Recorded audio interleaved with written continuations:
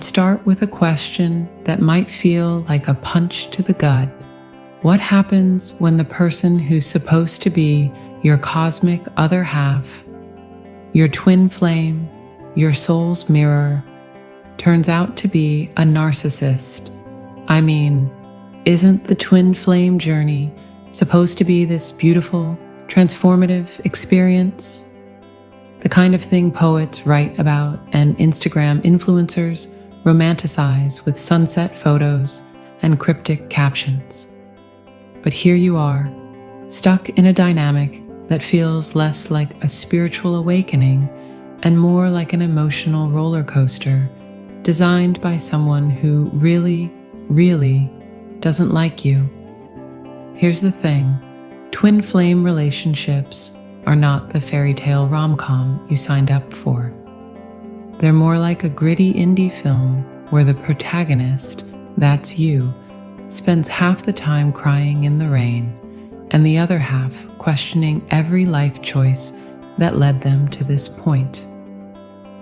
And when you throw narcissism into the mix, well, let's just say it's like adding a flamethrower to a fireworks show. Spectacular, yes, but also potentially catastrophic. But before you throw your hands up and declare love dead, let's take a step back. Because here's the twist. This chaos, this pain, this absolute nonsense you're dealing with, it might just be the key to your greatest awakening. You see, the twin flame journey isn't about finding your happily ever after. It's about finding yourself. And sometimes the person who reflects your deepest wounds back to you, yes, even the narcissist, is the one who helps you heal them. Think of it like this.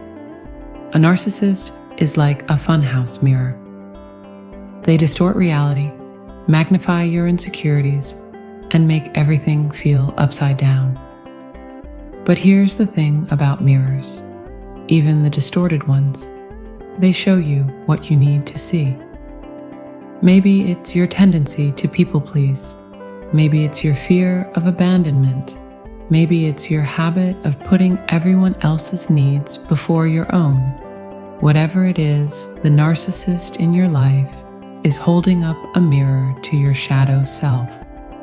And while that might feel like a cruel joke from the universe, it's also an invitation to heal, to grow, and to step into your power. Now, let's get real for a second. This isn't going to be easy. Dealing with a narcissist is like trying to wrestle an octopus into a teacup. It's exhausting, it's messy, and it's probably going to leave you with a few emotional bruises. But here's the good news. You don't have to do it alone. And you don't have to do it forever. This journey is about you, your growth, your healing, your awakening. And while the narcissist in your life might be part of the story, they're not the whole story. So buckle up. We're about to dive deep into the mystery of twin flames and narcissism. We'll explore whether a narcissist's twin flame can ever awaken, how to navigate this chaotic connection, and what steps you can take to prioritize your own healing. Because here's the truth. Your twin flame isn't your destiny. Your destiny is you. And this is just the beginning.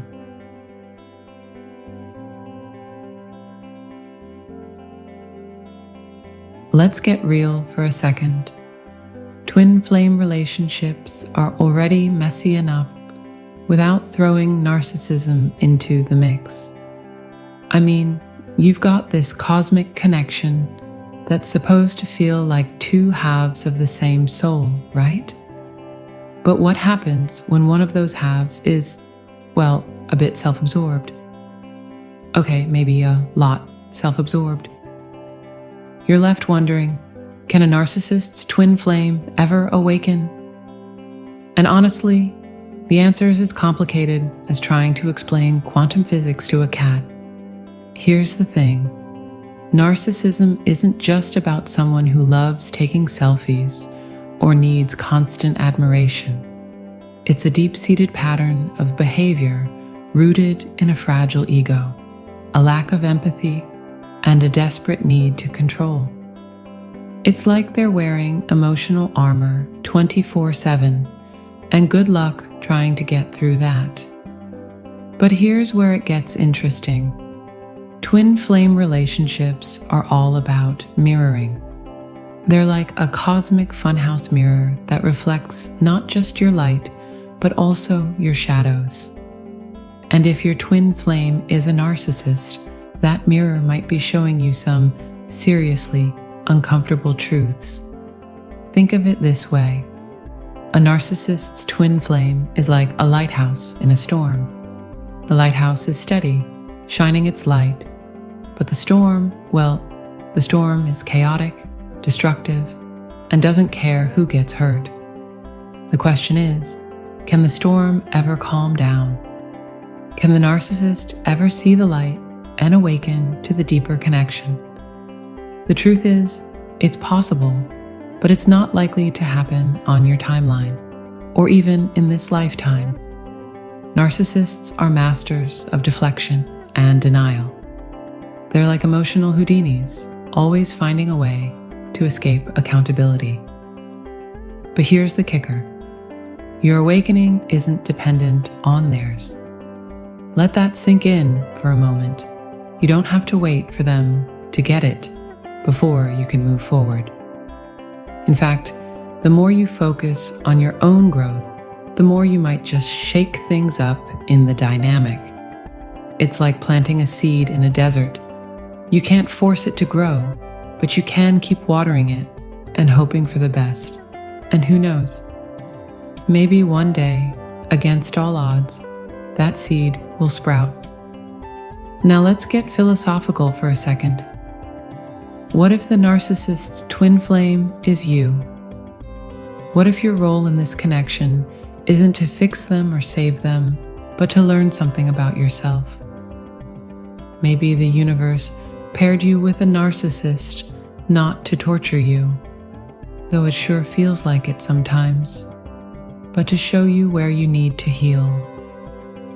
Maybe it's about learning to set boundaries, to love yourself more, or to stop trying to rescue people who don't want to be rescued. And also, isn't it just like the universe to give you a twin flame who's basically the emotional equivalent of a toddler with a megaphone? It's like, hey, here's your soulmate. Oh, and by the way, they're going to drive you absolutely bonkers. Good luck. But here's the thing. Even in the chaos, there's beauty. There's growth. There's a chance to become the best version of yourself. Not because of them, but in spite of them. So, can a narcissist's twin flame ever awaken? Maybe. But here's the real question. Can you?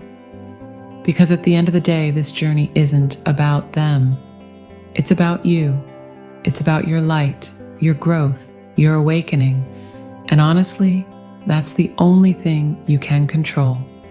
So remember, dears, you're the lighthouse, and no storm, no matter how wild, can ever dim your light.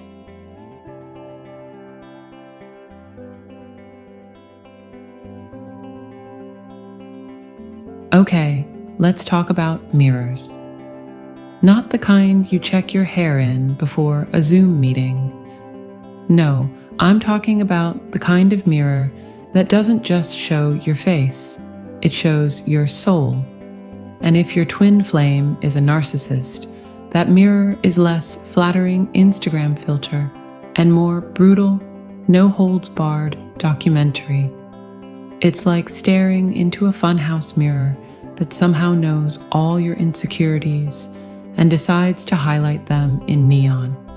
Fun, right? Here's the thing about twin flames. They're not just your cosmic BFF. They're your spiritual mirror, reflecting back everything you love and everything you don't about yourself. And when that mirror is a narcissist, it's like they've got a magnifying glass on your deepest wounds. Whatever it is, the narcissist in your life is going to poke at it like it's their job. And honestly, it kind of is their job, because that's what mirrors do. They show you what you need to see, even if it's uncomfortable. Let's get real for a second. Being in a twin flame relationship with a narcissist is like being in a dance where your partner keeps stepping on your toes. You're trying to waltz, and they're over there doing the cha-cha. But here's the kicker. The reason it hurts so much isn't just because they're stepping on your toes. It's because you're letting them. You see, the narcissist isn't just reflecting their own issues. They're reflecting yours. They're showing you where you need to heal, where you need to grow, and where you need to stop giving away your power. Think of it like this. If you've got a wound and someone keeps poking it, you've got two choices. You can either keep letting them poke it, or you can take a step back and tend to it yourself. The narcissist isn't going to stop poking. That's just who they are. But you've got the power to say, hey, I'm not going to let you poke my wound anymore. And that's where the magic happens. That's where you start to heal. Now let's look at it this way. What if the narcissist isn't just a mirror for your wounds? What if they're also a mirror for your strengths? I mean, think about it. Dealing with a narcissist requires patience, resilience, and a whole lot of self-love. And if you've made it this far, you've probably got more of those qualities than you realize. So maybe, just maybe, the narcissist isn't just showing you where you're broken. They're also showing you where you're strong. And here's something else. I mean, isn't it just like the universe to give you a twin flame who's basically the emotional equivalent of a cactus? They're prickly, they're hard to handle, and they're definitely not going to cuddle you. But here's the thing. Even cacti bloom. And maybe, just maybe, your twin flame is there to help you bloom. So, what do you do with all of this? Well, for starters, you stop waiting for them to change. They're probably not going to. Instead, you focus on yourself. You tend to your wounds, you celebrate your strengths, and you remember that this journey isn't about them, it's about you. It's about your growth, your healing, and your awakening. And honestly, that's the most beautiful mirror of all.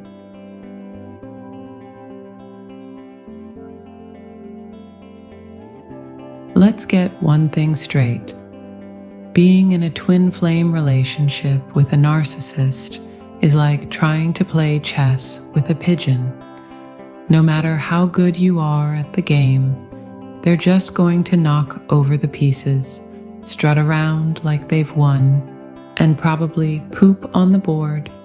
Sorry for the visual, but you get the point.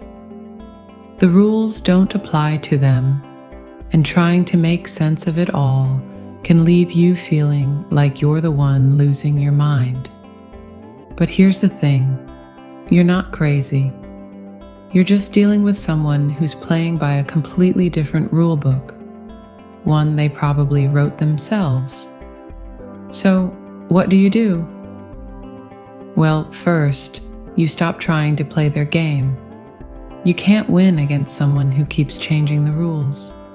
Instead, you focus on your game. And by game, I mean your life, your boundaries, and your sanity. Because here's the truth. You can't control a narcissist, but you can control how you respond to them. And that is where your power lies. Let's talk about boundaries. I know, boundaries sound about as exciting as a tax audit. But hear me out. Boundaries aren't about building walls or shutting people out. They're about creating space for yourself to breathe, to heal, and to grow. Think of them like the guardrails on a winding mountain road. They're not there to stop you from enjoying the view. They're there to keep you from driving off a cliff. And when you're dealing with a narcissist, you need those guardrails more than ever. Here's the tricky part. Setting boundaries with a narcissist is like trying to teach a cat to fetch. They're not going to like it, and they're definitely going to push back. They might guilt trip you, gaslight you, or flat out ignore you. But here's the thing, their reaction isn't your responsibility. Your only job is to hold the line. And trust me, it's going to feel uncomfortable at first. You might feel guilty or selfish or like you're being mean. But here's a little secret. You're not being mean, you're being kind to yourself. And isn't that what you deserve? Now, let's talk about detachment. And no, I don't mean packing up your stuff and moving to a remote cabin in the woods. Though, let's be honest, that does sound kind of nice. Detachment is about letting go of the need to control the outcome. It's about realizing that you can't force someone to change, no matter how much you love them or how much you want them to see the light. It's about releasing the idea that their awakening is your responsibility. Because here's the truth, their journey is their journey. Your journey is yours. And that brings us to self-love. I know, self-love sounds like something you'd find on a cheesy motivational poster next to a picture of a sunset. But here's the thing. Self-love isn't just about bubble baths and affirmations. It's about treating yourself with the same kindness, respect, and compassion that you'd show to someone you love. It's about recognizing your worth and refusing to settle for less. And when you're dealing with a narcissist, self-love isn't just a nice to have. It's a survival skill. So what does self-love look like in practice? It looks like saying no when you need to. It looks like walking away from situations that drain you. It looks like reminding yourself over and over again that you are enough, just as you are. And yeah, it might feel awkward at first. You might feel like you're being selfish or difficult, but here's the thing, you're not. You're just choosing yourself. And honestly, that's the most radical act of love there is. And yes, it's like the universe to give you a twin flame who's basically the emotional equivalent of a tornado. They're chaotic, they're destructive, and they leave a trail of emotional debris in their wake. But here's the thing, even tornadoes eventually run out of steam. And when they do, you'll still be standing, stronger, wiser, and more resilient than ever. So, what's the takeaway here? It's this. You can't control the narcissist in your life, but you can control how you respond to them. You can set boundaries, practice detachment, and cultivate self-love.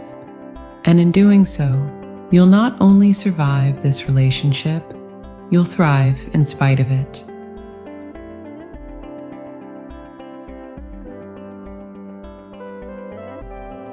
You know that moment on an airplane when the flight attendant demonstrates the oxygen masks and says, "Secure your own mask before helping others"? That's not just good advice for surviving turbulence at 30,000 feet. It's the perfect metaphor for navigating a relationship with a narcissistic twin flame. Your spiritual oxygen is depleting, honey, and you can't help anyone if you're spiritually unconscious. Let's be real for a second. There's this toxic idea floating around spiritual communities that suffering equals spiritual advancement, that the more pain you endure in the name of love, the more spiritually evolved you become. What a load of cosmic horse shit. I've sat across from too many beautiful souls who've been reduced to shadows of themselves because they believed their spiritual duty was to endure abuse from their twin flame. They wear their suffering like a badge of honor, convinced that their pain is somehow noble and necessary for the grand spiritual awakening of both souls. But here's the truth that many twin flame gurus won't tell you. Boundaries aren't just psychologically healthy, they're spiritually essential. Would the divine, whatever you conceive that to be, create a system where your spiritual growth depends on becoming a doormat? Where your enlightenment requires emotional self-immolation? I don't think so. That sounds more like a cosmic pyramid scheme than divine wisdom. That's the great paradox of the twin flame journey with a narcissist. The very act that feels like abandonment, walking away, might actually be the most spiritually aligned action you can take. Not as punishment, not as manipulation, but as recognition that true spiritual growth cannot happen in an environment of ongoing abuse or manipulation. Think of it like trying to grow a delicate plant in toxic soil. You can water it all you want, talk to it, play at Mozart, but if the soil is poisoned, that plant will never thrive. Sometimes the most loving thing you can do is transplant yourself to healthier ground where your soul can actually expand. But wait, you might be thinking, if we're truly twin flames, aren't we supposed to be together? Isn't that the whole point? Ah, there's the rub, and where so many get tripped up. The twin flame journey isn't actually about being together in the physical sense. It's about spiritual evolution. Sometimes that happens in union, and sometimes, perhaps more often than we'd like to admit, it happens in separation. You know what's funny about humans? We're so attached to outcomes. We want the happy ending, the twin flame reunion, the spiritual equivalent of, and they lived happily ever after. But what if the happy ending isn't what you think it is? What if your happy ending is actually finding the courage to walk away? What if your spiritual victory isn't changing them, but changing your relationship with yourself? I'm not going to sugarcoat it.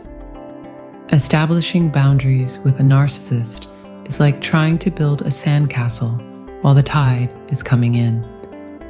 It's challenging, frustrating work, and just when you think you've got a solid structure, a wave comes and washes it all away. Narcissists don't respect boundaries. They see them as challenges, as provocations, as personal affronts to their sense of entitlement. But here's the thing about boundaries. They're not actually for the other person. They're for you. They're not walls to keep others out. They're foundations to keep you standing.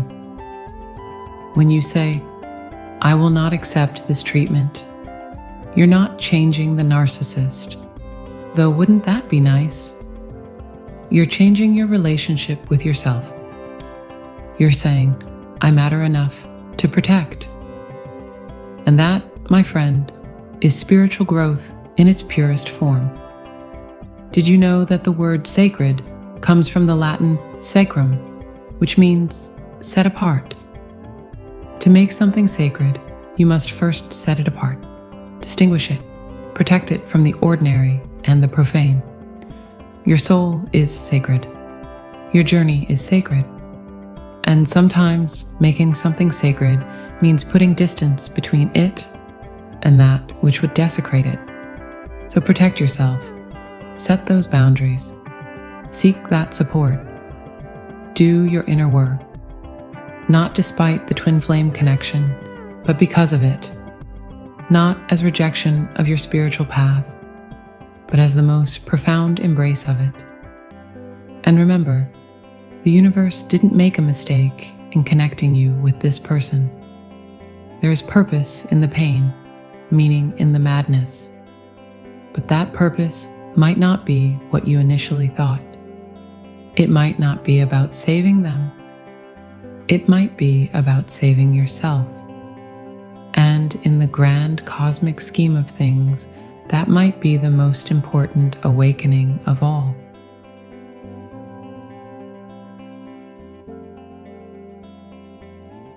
Let's wrap this up with a little truth bomb, shall we? The journey of a twin flame relationship with a narcissist isn't for the faint of heart. It's messy, it's painful, and it's often downright absurd. I mean, who else but the universe would pair you with someone who's equal parts soulmate and emotional tornado? But here's the thing, you're still here, you're still standing, and that, my friend, is no small feat. Think of it like this. You're the protagonist in your own epic story. And every great story has its villains, its challenges, and its moments of doubt. But here's the twist. You're not just the hero. You're also the author. And that means you get to decide how this story ends. Will you keep waiting for the narcissist in your life to change? Or will you take the pen and write a new chapter? One where you are the focus, where your growth, your healing, and your awakening take center stage. Here's the hard truth. You can't control whether or not your twin flame awakens. You can't force them to see the light, to heal their wounds, or to treat you with the love and respect you deserve. But you know what you can control: yourself, your choices, your boundaries, your self-love. And honestly, that's where the real magic happens. Because when you stop waiting for someone else to change and start focusing on your own transformation, you step into your power. And that's unstoppable. And also, what if the purpose of this relationship wasn't to fix them or save them, but to awaken you? What if the chaos, the pain, and the heartbreak were all part of a bigger plan, one designed to push you to your limits so you could discover just how strong you really are?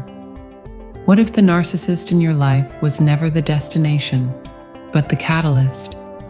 So, what's next for you? That's the real question. Maybe it's setting firmer boundaries.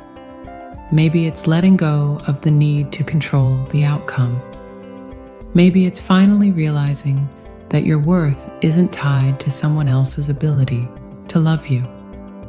Whatever it is, know this. You've got everything you need to move forward. You've got the strength, the wisdom, and the resilience to create a life that's not just about surviving, but thriving. And here's the kicker. Your twin flame, it's the person you're becoming, the lessons you're learning, and the love you're cultivating for yourself and for the world around you. So dust yourself off and remember, you're not just the hero of this story. You're the author. And the best part? You're just getting started.